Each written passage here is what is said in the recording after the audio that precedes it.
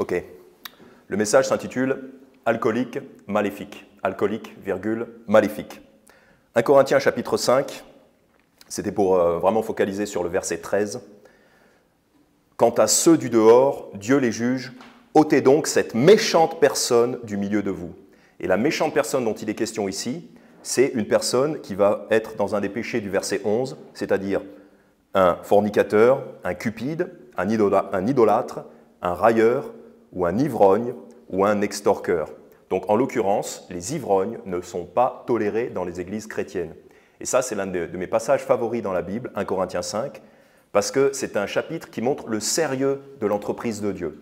L'entreprise de Dieu, le peuple de Dieu, l'Église, c'est pas on peut tout faire, n'importe quoi, et tout est bon, tout va bien. Non, c'est une entreprise sérieuse et c'est une entreprise qui ne tolère pas les ivrognes. Les ivrognes doivent être expulsés de l'Église. Évidemment, l'objectif, c'est qu'ils se repentent, qu'ils arrêtent de boire et qu'ils reviennent.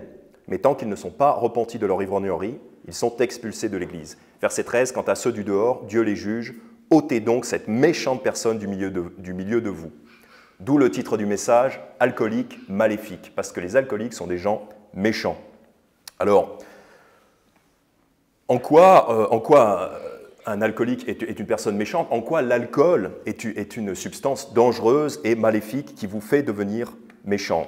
Si vous êtes un ivrogne, vous êtes méchant. En quoi? Et ce que je voudrais vraiment, le message que je voudrais vraiment faire passer aujourd'hui, c'est surtout, je voudrais prêcher contre ces gens qui disent « oui, on peut boire un petit peu, on peut boire un verre de temps en temps et c'est pas grave ». Parce qu'il y a beaucoup de chrétiens qui vont enseigner cette fausse doctrine qu'il est acceptable de boire un petit peu d'alcool, et tant qu'on n'est pas ivre, ça va. Alors, c'est surtout ce que je voudrais toucher dans ce message. Alors, d'abord, vous avez ici, 1 Corinthiens chapitre 5, vous avez l'expulsion des ivrognes. Donc, si quelqu'un est un ivrogne, il est expulsé. Donc, pourquoi, dans ce cas, vous voudriez boire un petit peu, au risque de franchir la limite d'être considéré comme un ivrogne? Parce que la Bible ne définit pas clairement ce que c'est qu'un ivrogne, et ce sera les critères sûrement du pasteur ou du responsable du groupe pour expulser telle ou telle personne. Parce que si vous avez bu une bière en 2021, vous n'êtes pas un ivrogne. Si vous avez bu un verre de vin en 2021, vous n'êtes pas un ivrogne. Mais à partir d'une certaine consommation qu'il faudra juger, il faudra juger que cette personne a dépassé les limites et que cette personne est un ivrogne. Personnellement, je dirais que si vous buvez régulièrement, vous êtes un ivrogne. Donc, par exemple, si vous avez une bière le vendredi soir pour vous détendre, vous êtes un ivrogne. Et je ne veux rien avoir à faire avec un chrétien qui est ivrogne. Voilà, si vous êtes ivre, vous êtes un ivrogne. Ça, c'est mes critères personnels. Donc déjà, première raison pourquoi c'est une fausse doctrine de dire qu'on peut boire un petit peu tant qu'on n'est pas ivre, eh ben, c'est parce que vous jouez avec le feu. Vous jouez avec le feu d'être expulsé de l'Église. Pourquoi c'est maléfique de boire? Pourquoi il ne faut même pas boire un petit peu? Vous pouvez aller dans Proverbe 23. Pourquoi on ne doit même pas tolérer de boire un verre? Pourquoi on ne doit même pas tolérer cette pensée? Proverbe 23, c'est que... Tout d'abord, l'alcool est une drogue qui va vous rendre addict. Ça va créer l'addiction. Proverbe 23. Donc vous dites, oh c'est pas grave, c'est juste un verre. Oui, mais tous les ivrognes ont commencé par un verre. En justifiant leur attitude, c'est pas grave, je peux me contrôler, je prends un verre, je peux me contrôler. Oui, mais quelques temps plus tard, vous êtes complètement addict et vous buvez tous les jours et vous êtes ivre tous les jours. Et en fait, quand vous buvez, ou quand vous prenez tout type de drogue, d'ailleurs, ce sermon s'applique aussi à la marijuana et à toutes les drogues qui vous font perdre l'esprit. Okay? Ce sermon ne s'applique pas à la cigarette. La cigarette est un péché, mais beaucoup moins grave que l'alcool. La cigarette ne vous fait pas perdre la tête. Ça a certes une influence sur vos émotions, sur votre biologie, sur vos hormones, mais ça ne vous fait pas perdre la tête comme on verra pour l'alcool et les autres drogues. Donc c'est une addiction.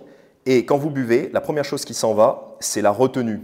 Donc vous buvez un verre et tout de suite après, vous avez perdu tout contrôle sur vous et vous en prenez un autre et un autre et un autre et ça ne s'arrête plus.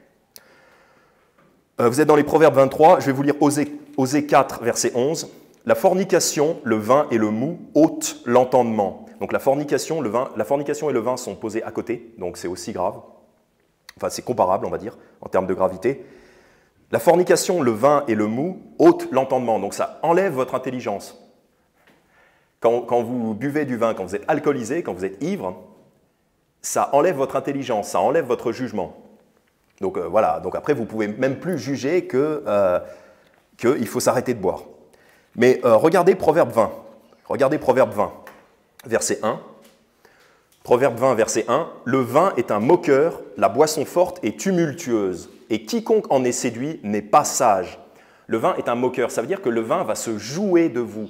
Vous croyez pouvoir contrôler le vin? C'est le vin qui va vous contrôler. Vous croyez pouvoir contrôler votre consommation, hein, ça c'est pour répondre à ceux qui disent on peut juste boire un verre et ça va. Vous croyez pouvoir contrôler votre consommation, et bien vous allez vous retrouver à rouler dans votre vomi. On va voir ça plus tard. La boisson forte est tumultueuse, c'est-à-dire que c'est quelque chose qui est incontrôlable. La boisson forte, c'est incontrôlable, c'est-à-dire l'alcool, c'est incontrôlable.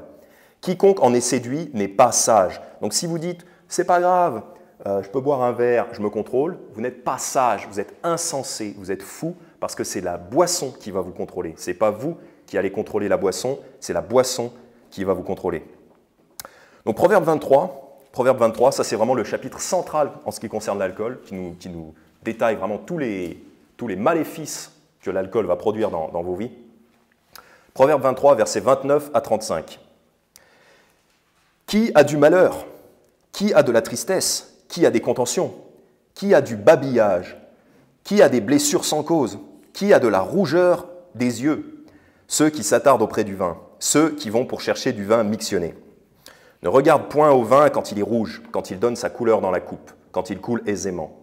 À la fin, il mord comme un serpent et pique comme une vipère.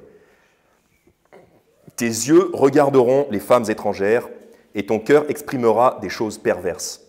Oui, tu seras comme celui qui se couche au milieu de la mer ou comme celui qui se couche au sommet d'un mât.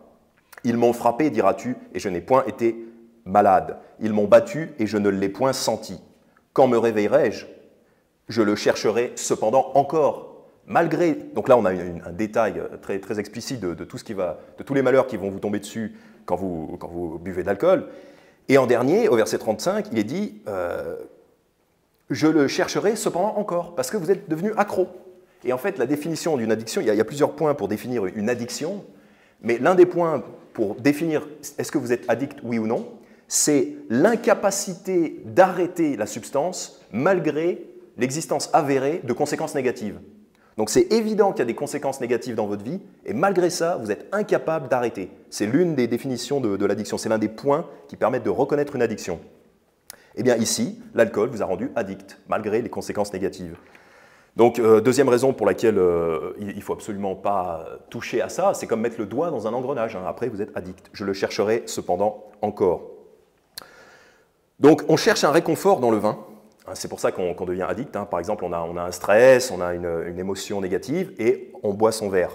On cherche un certain réconfort. Mais comme toutes les drogues, comme pour toutes les drogues, l'effet positif n'est que temporaire et à la longue, c'est l'effet inverse qui se produit. Par exemple, si vous prenez un antidépresseur, eh ben, l'effet secondaire à la longue, c'est la dépression.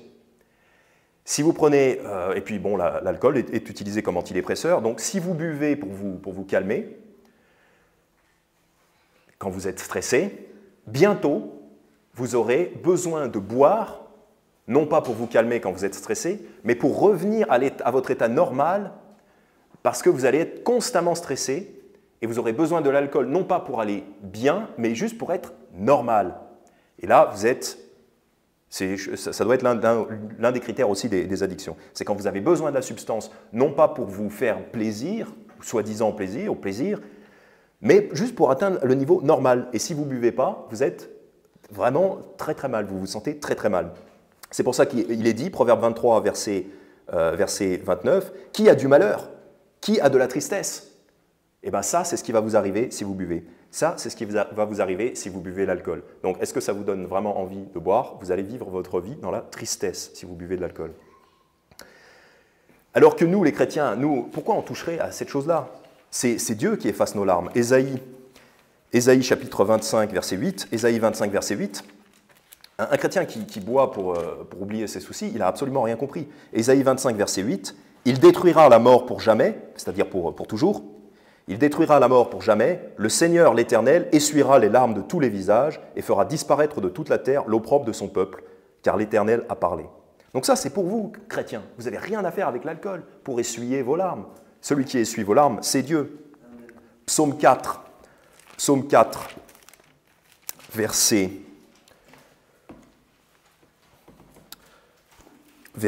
7. Psaume 4, verset 7. « Tu as mis dans mon cœur plus de joie qu'ils n'en ont quand leur blé et leur vin sont abondants. » Donc l'Éternel met dans notre cœur plus de joie que quand on a l'abondance. Et même ici, je ne pense même pas que ça parle du vin alcoolique. Je pense qu'ici, ça parle simplement de l'abondance des produits agricoles, l'abondance de la nourriture. Le vin dont il est question ici, c'est du jus de raisin. Mais même si là, on parle que de l'abondance des biens matériels, nous, on a plus de joie dans nos cœurs grâce à Dieu que ne peut nous en apporter la prospérité, et à plus forte raison, les drogues. Donc, l'alcool, hein, ça va vous rendre triste à la longue, hein, vous croyez que ça va vous faire aller un peu mieux, mais c'est que temporaire, à la longue vous allez être dévasté. Proverbe 31, donc restez dans Proverbe 23, mais vous pouvez aller regarder aussi Proverbe 31. Christ a fait de nous des rois et des prêtres, des rois et des sacrificateurs. Donc, est-ce que vous voyez un roi avachi sur son canapé, en train de s'alcooliser, en train de se détruire le cerveau avec l'alcool, en train d'être paresseux, de vomir? Est-ce que vous voyez un roi vomir par terre? Non, vous êtes des rois. On ne touche pas aux choses sales. On est des chrétiens, on est des rois, on ne touche pas aux choses sales. Proverbe 31, versets 4 à 9. « Ce n'est point au roi, ô Lémuel, ce n'est point au roi de boire du vin, ni au prince de boire de la boisson forte, de peur qu'ils boivent et oublient la loi et pervertissent le jugement de n'importe quel des affligés. » Parce qu'en fait, la boisson vous fait oublier tous vos devoirs, vous fait oublier tous les devoirs que vous avez envers les gens. Par exemple, Proverbe 23, versets 20 et 21, donc hop, retournez juste en Proverbe 23, versets 20 et 21. « Ne sois point parmi les buveurs de vin, ni parmi les gourmands, car l'ivrogne et le glouton deviendront pauvres, et la somnolence revêtira un homme de haillons. » Donc ici, on a l'ivrognerie qui est associée à la paresse. Et quand vous buvez, vous manquez déjà à votre devoir. Si vous êtes un père de famille, vous manquerez à votre devoir d'assurer la subsistance de votre famille. Parce qu'avec l'alcool vient la paresse, avec l'alcool vient la pauvreté. Donc en Proverbe 31, si vous voulez revenir au Proverbe 31, déjà au verset 5, le premier jugement que vous allez pervertir, c'est les droits de vos proches. Parce que Dieu a dit que, par exemple, les enfants ont le droit d'avoir un père et une mère qui s'occupent d'eux et qui leur donnent la nourriture, la sécurité, l'enseignement. Quand vous commencez à boire du vin, de l'alcool, déjà, vous allez manquer à vos devoirs. Vous allez oublier la loi et vous allez pervertir le jugement de n'importe quel des affligés. On peut aussi penser aux femmes battues, hein, parce que quelqu'un avait dit « Oui, vous prêchez contre l'alcool, vous dites qu'il ne faut pas boire d'alcool, il faut boire zéro alcool. Oui, mais qu'en est-il du sucre, hein, parce que le sucre a aussi un effet sur votre cerveau, la caféine a aussi un effet sur votre cerveau. Par exemple, qu'en est-il du café ? Oui, certes, ce sont des psychotropes, enfin, des choses qui vont modifier votre état d'esprit. Mais ce n'est pas le sucre, ce n'est pas le café qui font qu'un homme va battre sa femme. Ce n'est pas le sucre, ce n'est pas le café qui font qu'un homme va être complètement avachi sur son canapé et paresseux et ne rien faire de la journée. Donc ce n'est pas du tout pareil. Le sucre n'est pas digéré directement dans le cerveau. Le problème, c'est que l'alcool passe dans le cerveau. Il est métabolisé par votre cerveau. L'alcool est métabolisé par votre foie et par votre cerveau. C'est pour ça que vous perdez la tête quand vous buvez de l'alcool. Le sucre, il n'est pas métabolisé par votre cerveau. Il est métabolisé par votre foie. Donc, il ne vous fait pas perdre la tête. Ce n'est pas comparable.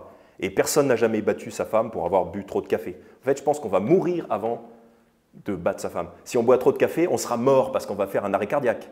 Mais on ne va pas faire des choses horribles comme ça. Donc, ce n'est pas du tout comparable. Proverbe 31, verset 5, « De peur qu'ils boivent et oublient la loi et pervertissent le jugement de n'importe quel des affligés. Donnez de la boisson forte à celui qui est près de périr et du vin à ceux qui ont les cœurs lourds. Qu'ils boivent et oublient sa pauvreté et ne se souviennent plus de sa misère. » Donc là, est-ce que nous, on est dans la misère? Non, On est vainqueur en Christ. En Christ, on est plus que vainqueur. L'alcool, c'est pour les gens qui sont au fond du trou. Et à la limite, si vous voulez détruire quelqu'un, c'est un petit peu ce que nous dit ce proverbe ici, en étant un petit peu sarcastique. Si vous voulez enfoncer quelqu'un et détruire quelqu'un, donnez-lui de l'alcool. Et on a vu ça, pour détruire un peuple, vous leur donnez de l'alcool. Ça s'est vu chez les premiers habitants de l'Amérique. C'est quelque chose qui était fait. On leur donnait de l'alcool, plus ou moins gratuitement, pour les détruire. Pour les détruire. Et je l'ai vu personnellement. En Guyane, des tribus, des villages, absolument dévastés par l'alcool, et ça continue encore aujourd'hui. Et ces gens-là sont, j'allais dire, incapables de travailler. Disons que leur capacité à l'action et à prendre leur destin en main, on va dire, est largement handicapée par ça, par l'alcool. J'avais un ami, c'était il y a longtemps, j'avais un ami, il était ivrogne. Et ça faisait vraiment de la peine. Je voyais sur lui qu'il y avait vraiment d'énormes conséquences négatives. Et un jour, il m'a dit... et en fait, il a arrêté, à un moment donné, il avait complètement arrêté. Je l'ai connu, il était ivrogne, et puis un jour, il a complètement arrêté. Et il m'a dit, avant qu'il arrête, il m'a dit quelque chose. Il m'a dit, Arthur, ce que j'aime bien avec toi, c'est que tu ne bois pas, et donc qu'avec toi, on peut faire autre chose que de boire. On peut avoir d'autres activités que de boire. Tu es la seule personne avec qui on peut faire autre chose que de boire. Parce que je buvais 0. Et ça fait au moins 5 ans que ça s'est passé, plus même. Mais je m'en souviens, je m'en suis toujours souvenu parce que c'est vraiment très, très important, c'est très précieux cette parole qu'il a eue. Parce que tous ses autres amis, d'ailleurs si vous avez un ami qui vous donne à boire, questionnez-vous sur son amitié. C'est plutôt quelqu'un qui essaye de voir votre nudité, comme il est arrivé à Noé, enfin bref. Mais j'étais sa seule connaissance, son seul ami, j'étais peut-être son seul vrai ami, je ne sais pas, avec qui on ne buvait pas. Donc on pouvait jouer, on faisait du sport, on allait se promener, on explorait des endroits. On a fait vraiment des trucs super avec lui. Et il m'a dit ça, et après, un peu plus tard, il a arrêté de boire. Et peut-être que je suis pour quelque chose dans le fait qu'il ait arrêté de boire de l'alcool. Et par contre, si j'avais bu ne serait-ce qu'un verre, parce que quelqu'un qui dirait « oui, c'est pas grave, moi je peux boire un verre, ça va ». Et c'était peut-être mon cas. Peut-être que j'aurais pu boire un truc, une gorgée, et ça allait. Mais si j'avais fait ça, j'aurais plus été cette personne avec qui on pouvait faire autre chose que boire. J'aurais cessé d'être cette aide, cette personne qui montre qu'il y a un autre chemin, une autre façon de vivre, pour s'amuser, pour jouer, pour vivre. Parce que peut-être que moi j'aurais bu et je ne serais pas devenu... Peut-être que ça ne m'aurait pas détruit, temporairement. Peut-être. Je veux bien considérer cette idée. Peut-être que ça ne m'aurait pas détruit. Mais lui, est-ce que ça l'aurait aidé? Non. J'aurais été un traître, j'aurais été un lâche, j'aurais été une béquille qui se casse. Comme la Bible dit, un roseau sur lequel vous vous appuyez, le roseau casse et il vous traverse la main. C'est ça que j'aurais été si j'avais bu. Et c'est ça que vous êtes. Si vous avez un ami qui est dévasté par l'alcool, si vous buvez en sa présence, vous êtes un traître, vous êtes un ennemi.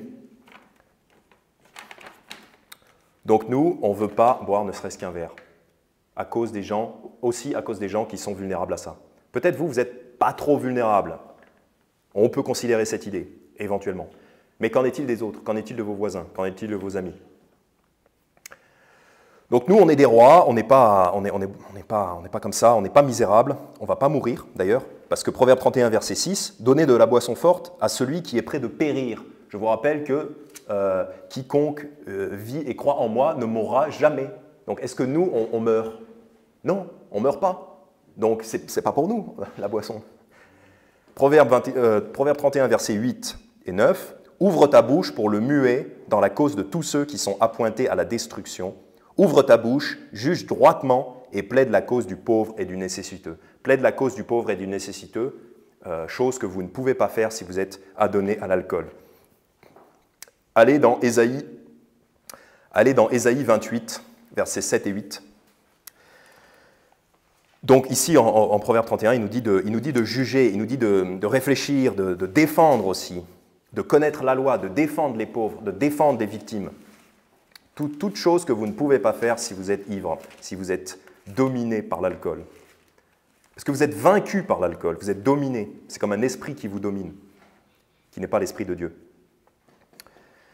Je vais vous citer Éphésiens 5, verset 18. Vous êtes dans Ésaïe 28. Je vais juste vous citer Éphésiens 5, verset 18. Éphésiens 5, verset 18. « Et ne vous enivrez point de vin, ce qui mène au dérèglement, mais soyez remplis de l'esprit. » Donc là, il y a un contraste, il y a vraiment des opposés qui sont mis en image. « Ne vous enivrez point de vin, ce qui mène au dérèglement, mais soyez remplis de l'esprit. » Donc c'est complètement différent. Soit vous êtes ivre, soit vous êtes remplis de l'esprit de Dieu. Donc c'est pour ça qu'on ne peut pas juger, on ne peut pas vivre une vie chrétienne si on est ivre. Donc pourquoi risquer de blesser le Saint-Esprit? Pourquoi risquer d'offenser le Saint-Esprit en buvant, même si vous dites que, soi-disant, je peux supporter un verre? Si vous dites ça, pourquoi offenser le Saint-Esprit? Et ce n'est pas pour rien qu'on dit, on appelle les alcools, on appelle ça des spiritueux. Parce qu'il y a un côté spirituel. Vous invitez des mauvais esprits, des démons, des esprits impurs, des esprits sales, des démons, des créatures spirituelles, vous les invitez à vous influencer quand vous buvez ou quand vous prenez des drogues. On appelle ça des spiritueux, c'est pas pour rien. Donc soit vous êtes rempli du Saint-Esprit, soit vous buvez de l'alcool. Vous ne pouvez pas concilier les deux. Donc un chrétien qui défend le fait de boire de l'alcool, c'est franchement, je me demande s'il a le Saint-Esprit. On peut se poser la question, est-ce que vous avez le Saint-Esprit ou alors vous êtes vraiment un chrétien vraiment charnel, vraiment très charnel.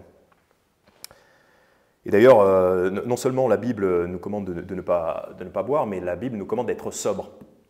Constamment dans le Nouveau Testament, c'est « soyez sobre », sobriété. Soyez sobre, soyez vigilants, car votre adversaire, le diable, rôde comme un lion rugissant, cherchant qui il pourra dévorer. Donc si vous êtes, mettons que vous êtes dans la savane, que vous voulez vous défendre contre les lions, là, eh ben, vous ne voulez pas être complètement dévasté par l'alcool. Ah, ça me fait penser à ce film que j'avais vu il y a un moment. Et là encore, c'est quelque chose de précieux, parce que je m'en souviens encore, ça fait peut-être 20 ans que j'ai vu ça. Je ne sais pas si c'était « Il était une fois la Révolution » ou un film comme ça. Ça se passe au Mexique. Et en fait, à l'époque, le Mexique était dominé par les Français, par l'armée française. Et les Mexicains voulaient expulser les Français du Mexique. Et donc, ils font la Révolution. Et ils choisissent d'attaquer la base militaire des Français le 31 décembre, dans la nuit du 31 décembre au 1er janvier. Parce qu'ils savent que les Français seront tous alcoolisés pendant cette nuit-là. Et j'étais enfant, quand j'ai vu ce film, ça m'a fait de la peine. Mais ils l'ont bien cherché quelque part. Quand tu es militaire, tu ne peux pas te permettre d'être ivre. Mais je m'en souviens, parce que c'était tellement... Je me dis, oh non, les Français, oh non, c'est horrible, ils se font tous massacrer. C'est triste, en fait. C'est triste dans le film. Parce que toute l'armée française est détruite. Mais en fait, quelque part, ils l'ont bien cherché. Enfin, je veux dire, s'ils avaient eu la sagesse de la Bible, ils ne se seraient pas laissés avoir. Mais parce qu'ils n'étaient pas sobres. Et nous, c'est pareil, on va se faire dévorer par notre ennemi, le diable, si on n'est pas sobre. Ésaïe 28, versets 7 et 8. Ésaïe 28, versets 7 et 8. « Mais ils ont, eux aussi, erré par le vin. Ils sont hors de la voie par la boisson forte. Le sacrificateur et le prophète ont erré par la boisson forte. Ils sont vaincus par le vin. Ils sont hors de la voie par la boisson forte. Ils errent en vision. Ils trébuchent dans le jugement. » Donc on voit que même quelqu'un qui est supposé prêcher la parole de Dieu, combien c'est triste quand même le prêcheur, quand même le pasteur va défendre la doctrine comme quoi on a le droit de boire de l'alcool. Oh, combien c'est triste. Parce qu'ici au verset 7, ils sont vaincus par le vin. Le vin est plus fort que vous. Rappelez-vous, Proverbe 20, verset 1, le vin est moqueur. Il va se moquer de vous, il va se jouer de vous. Verset 8, « Toutes leurs tables sont pleines de vomissements et d'ordures. Il n'y a plus de place. » Donc, si vous avez été témoin de ces choses-là, peut-être, je ne vous le souhaite pas, mais chez les ivrognes, il y a très souvent du vomi partout. Et chez moi, chez des voisins, je pense qu'ils prennent des drogues et j'ai trouvé des saletés. Je ne vais pas dire quoi, mais j'ai trouvé des saletés. Parce que c'est une colocation et j'ai trouvé des choses vraiment, vraiment répugnantes. C'est comme ça, c'est pas la mort, mais c'est dans les parties communes, j'ai trouvé des choses répugnantes de saleté. Pourquoi? Parce que quand ces gens sont alcoolisés et drogués, ils oublient ce qu'ils font. Ils oublient leur saleté. Ils laissent traîner des trucs dégueulasses et ils oublient. Comme par hasard. Et c'est vraiment ce que dit la Bible. Si vous voulez vivre dans la saleté, vous voulez vivre dans la saleté? Buvez de l'alcool. toutes leurs tables sont pleines de vomissements et d'ordures. Il n'y a plus de place. Vous ne savez même plus où. Ou alors c'est comme quand vous allez dans un restaurant quelconque, ou des fois dans certains restaurants, la table elle est sale, elle est grasse, parce qu'ils n'ont pas nettoyé entre deux clients. Et ben, vous ne savez pas où poser vos mains, vous ne savez pas où poser vos affaires, parce que tout est gras. Et ben là c'est comme ça, mais c'est du vomi et des ordures. Et donc la souillure de l'alcool, même si vous défendez la doctrine comme quoi vous pouvez boire un peu, vous pouvez boire un petit verre, pourquoi vous voulez toucher même un petit peu quelque chose qui est sale, quelque chose qui est sale, qui est souillé? Nous les chrétiens, on est propres, le Seigneur nous commande d'être propres dans nos agissements et aussi même physiquement. Le Seigneur nous commande d'être propres. Pourquoi toucher quelque chose de répugnant? Pensez à quelque chose de répugnant, posez-vous la question, est-ce que je vais toucher cette chose-là? Alors, est-ce que vous allez toucher de l'alcool? Est-ce que vous allez boire de l'alcool, qui est du poison d'ailleurs? Lévitique 10. Lévitique 10, ça s'adresse à la sacrificature lévitique, mais nous, on a une sacrificature encore supérieure à eux.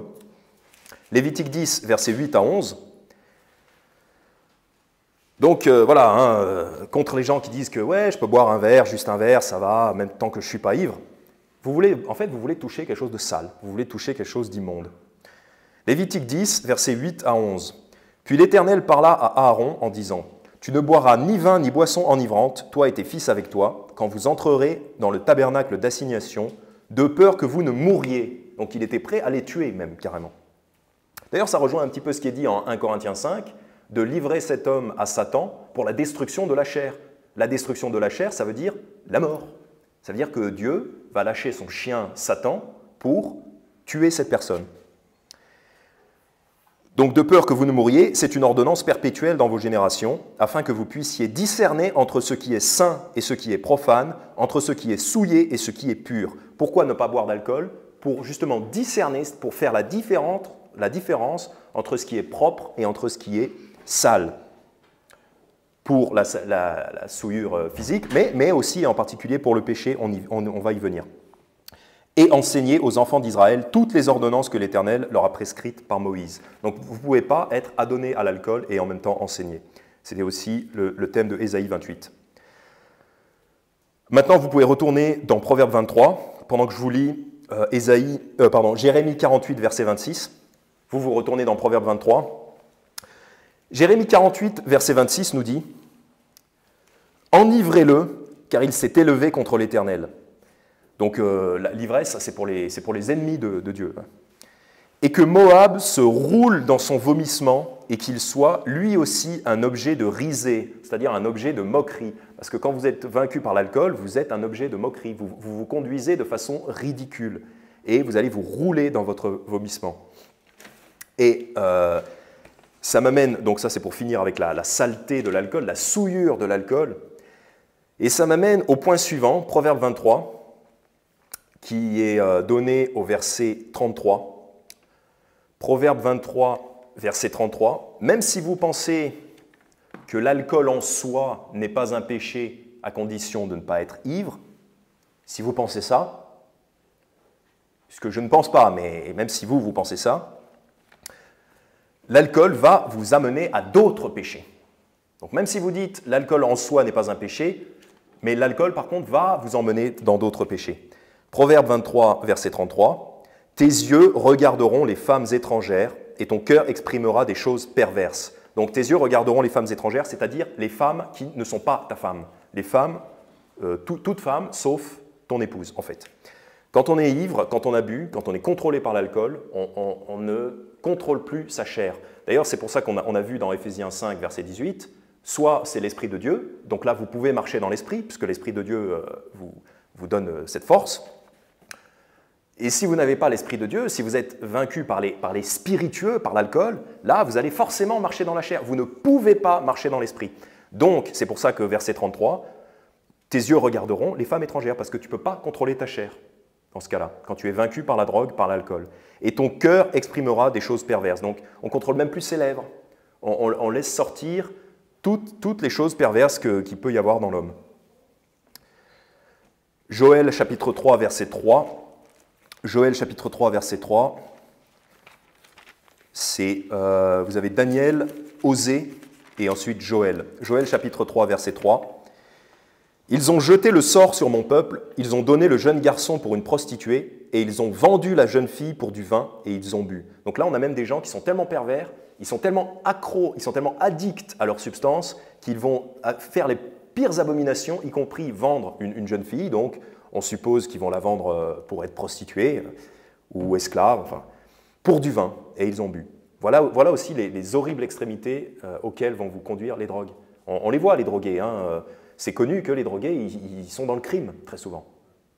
Parce que pour eux, la façon de se procurer leur dose, c'est le crime. C'est le crime. Donc, Proverbe 23, verset 33, « Tes yeux regarderont les femmes étrangères et ton cœur exprimera des choses perverses. » Et ça m'amène à mon point suivant. L'alcool est une boisson de pervers. L'alcool n'est pas une boisson neutre. Ce n'est pas comme un aliment. Les aliments, vous avez un peuple qui va préférer manger, par exemple, il y a des peuples qui mangent des grenouilles, par exemple. Ce n'est pas pervers, c'est un aliment. Il y a des peuples qui aiment beaucoup le fromage. Ce n'est pas pervers, c'est un aliment. Voilà. Il y a des peuples qui aiment beaucoup le café. Par exemple, les Italiens, ils boivent beaucoup de café, il paraît. Ce n'est pas pervers, c'est un aliment. Voilà. Mais l'alcool, c'est vraiment une boisson de pervers. Et en fait, le point que je veux vous communiquer maintenant, c'est qu'il y a deux sortes de vin dans la Bible. Il ne faut pas se laisser tromper. Parce que les gens qui disent que Jésus a servi du vin au mariage en Jean chapitre 2, c'est un blasphème, c'est une insulte au Seigneur Jésus. Si vous pensez que le Seigneur Jésus encourage l'ivrognerie après ce qu'on a vu, parce que dans Jean chapitre 2, il est dit que les gens avaient beaucoup bu. Donc si c'était de l'alcool qu'ils étaient en train de boire, ça veut dire qu'ils étaient ivres. Si vous pensez que Jésus rajouterait plus d'alcool à des gens qui étaient déjà ivres, vous êtes complètement perdu, vous êtes insensé. En fait, il faut être ivre pour avoir une idée pareille. Il faut être complètement ivre pour avoir une idée pareille. Parce que dans la Bible, il y a deux sortes de vin. En fait, ce que la Bible appelle le vin, c'est juste le fruit de la vigne, c'est le produit de la vigne. Le produit de la vigne, c'est le vin. Vigne, V-I-G-N-E, vigne, vin. Le vin, c'est juste le produit de la vigne. Donc ça peut être du jus de raisin ou ça peut être du vin alcoolisé quand on est pervers et qu'on a produit du vin alcoolisé. Proverbe 23, versets 30 et 31. Ceux qui s'attardent auprès du vin, ceux qui vont pour chercher du vin mixtionné, ne regardent point au vin, pas n'importe quel vin, ne regardent point au vin quand il est rouge, quand il donne sa couleur dans la coupe, quand il coule aisément. Donc il y a une certaine catégorie de vin, quand il coule aisément, quand il donne sa couleur dans la coupe, cette catégorie de vin, tu ne dois même pas la regarder.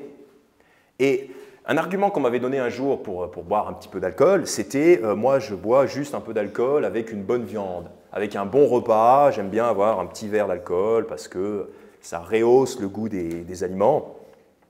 Mais comment vous pouvez même, à la limite c'est l'argument le moins idiot qu'on m'ait dit, à la limite.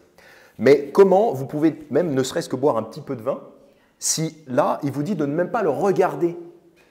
Ça veut dire même pas le regarder avec tes yeux. Donc comment tu peux en boire un peu? C'est idiot.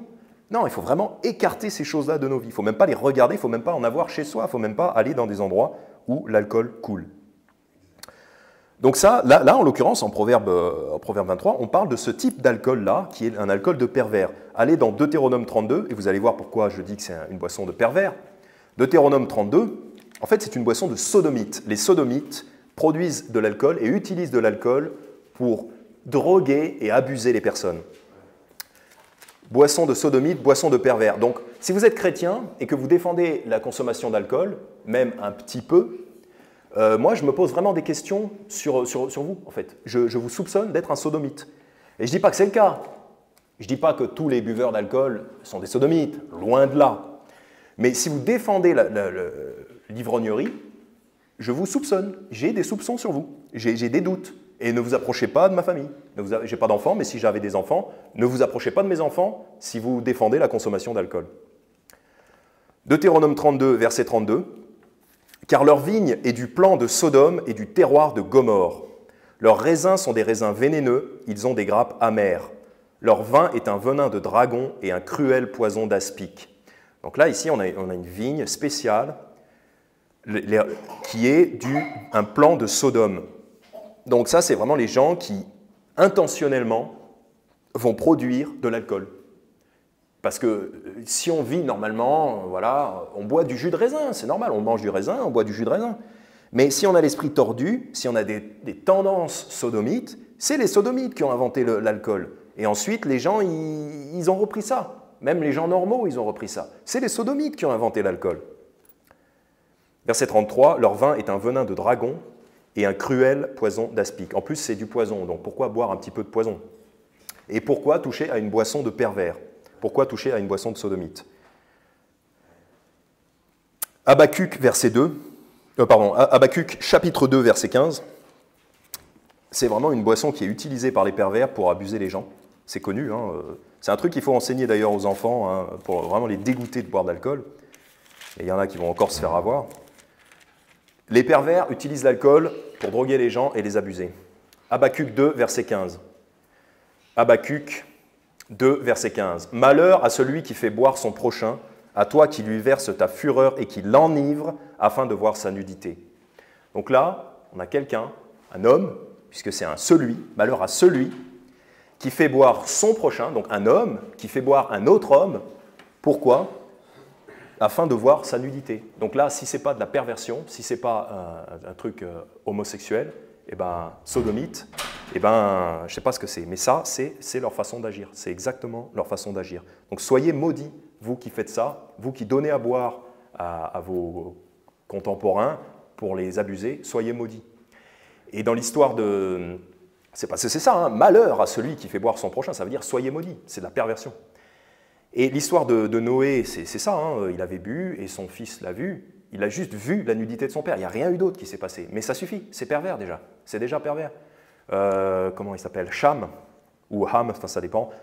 Cham, il a vu son père qui était tout nu et il a dû penser oh, mon père aussi est faible, mon père aussi est ridicule. Il s'est moqué de son père, il a profité de l'humiliation de son père.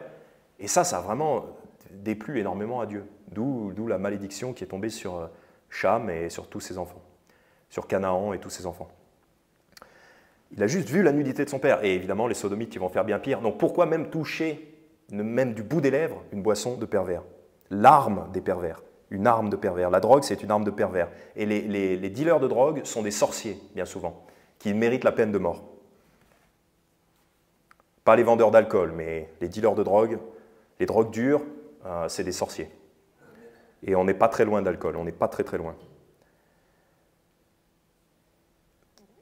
Retournons à Proverbe 23, on va finir ici, on va finir Proverbe 23. Souvenez-vous de Proverbe 23, hein, si jamais vous avez envie de boire. Et ce sermon, il est vraiment pour vous dégoûter. Et si quelqu'un écoute ça et qu'il a des problèmes avec l'alcool, c'est pas pour vous exclure de la chrétienté, c'est pas pour vous excommunier de la chrétienté, c'est pas pour que vous vous sentiez... c'est pas pour frapper spécialement sur quelqu'un en particulier, parce que si quelqu'un écoute ce message et qu'il a des problèmes d'alcool, non, l'idée, l'objectif, c'est, comme nous dit Jacques chapitre 4, sentez vos misères. Donc comprenez à quel point c'est grave, justement pour changer, pour vous relever, pour vous guérir. C'est pour ça qu'on insiste sur les méfaits de l'alcool. Proverbe 23, on va finir. Qui a du malheur, verset 29, qui a du malheur, qui a de la tristesse? Donc ça, c'est la drogue qui cause l'effet inverse de ce qu'elle vous promet. Qui a des contentions? Des contentions, c'est des bagarres, parce que quand vous êtes alcoolisé, je l'ai vu aussi, c'est des bagarres, pour rien, parce que vous devenez orgueilleux. Quand vous buvez, votre orgueil ressort, tous vos mauvais penchants ressortent en fait. Votre convoitise, votre orgueil. Vous avez des contentions, c'est-à-dire des bagarres. Le chrétien n'est pas censé se bagarrer sans arrêt, ou même pas du tout. Qui a du babillage, c'est-à-dire vous allez commencer à dire des choses qui n'ont aucun sens, qui sont absolument incompréhensibles, hein, comme ces pentecôtistes qui disent leur truc. Là. Même chose, parce que dans le cas des pentecôtistes, c'est des mauvais esprits, et quand vous avez bu de l'alcool, c'est des babillages, c'est des choses qui ne veulent rien dire, des paroles qui n'ont aucun sens. Qui a des blessures sans cause? Donc ça, c'est vos accidents de voiture. Hein, des fois, on est triste parce qu'un jeune s'est tué en voiture. Oui, mais il aurait dû le savoir, on aurait dû l'éduquer avant. On aurait dû lui enseigner la Bible. Et là, il aurait su que, oui, effectivement, qui a des blessures sans cause? Ceux qui s'attardent auprès du vin, les ivrognes, ils ont des blessures sans cause, des accidents de voiture sans cause. Donc on peut pleurer sur la mort d'un jeune qui s'est cassé en voiture, ou d'un vieux, peu importe. On peut pleurer, mais il vaut mieux être prévenu avant. Et là, on vous prévient. Vous aurez des blessures sans cause, accidents de voiture. Vous allez tuer des gens, vous allez tuer d'autres personnes, vous allez vous tuer vous-même, ruiner votre vie, devenir handicapé. Qui a de la rougeur des yeux, les yeux rouges, il y a aussi tous les problèmes de santé, le gros ventre, etc. Ceux qui s'attardent auprès du vin, ceux qui vont pour chercher du vin mixtionné. Ne regarde point au vin quand il est rouge, quand il donne sa couleur dans la coupe, quand il coule aisément. À la fin, il mord comme un serpent et pique comme une vipère. Donc à la fin, ça révèle sa vraie nature, sa nature empoisonnée. Tes yeux regarderont les femmes étrangères et ton cœur exprimera des choses perverses. Donc vous auriez pu contrôler ces choses-là, vous auriez pu marcher dans l'esprit en étant sobre, et bien en étant ivre, en étant dominé par l'alcool, vous ne pouvez pas marcher dans l'esprit. Oui, tu seras comme celui qui se couche au milieu de la mer ou comme celui qui se couche au sommet d'un mât, donc sans arrêt victime de vertige. Ils m'ont frappé, diras-tu, et je n'ai point été malade. Ils m'ont battu et je ne l'ai point senti. Donc vous perdez toute raison, vous perdez toute envie de vous défendre. Quand me réveillerai-je ? D'ailleurs, l'alcool n'aide même pas à dormir, hein. Soit dit en passant, ça vous plombe, mais ça ne vous fait pas bien dormir. Je le chercherai cependant encore, et vous êtes complètement addict. Donc voilà, en résumé, pourquoi toucher à cette boisson ? Pourquoi toucher à quelque chose de sale ? L'alcool est sale. Pourquoi toucher à quelque chose qui va faire fuir le Saint-Esprit de vous ? Pourquoi même toucher à quelque chose qui est une boisson de pervers, hein ? Parce que si vous voyez les bouteilles au magasin, c'est écrit grand vin de... vous savez, comme les gens aiment bien...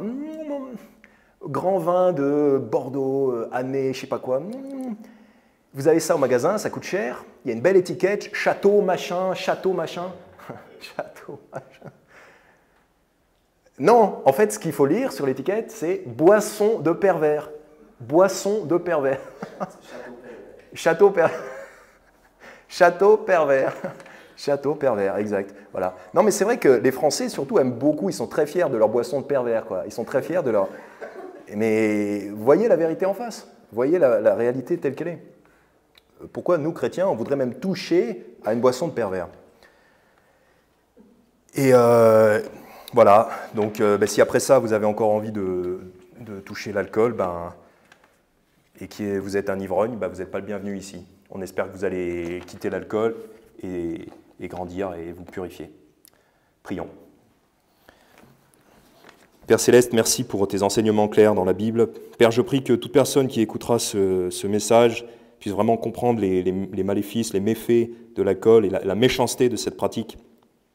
Et Père, que tu nous aides, chacun d'entre nous, ceux qui se battent contre cette addiction ou contre d'autres addictions, Père, que tu nous aides à prendre la mesure de la gravité de ces choses-là et à nous corriger et à sortir du trou.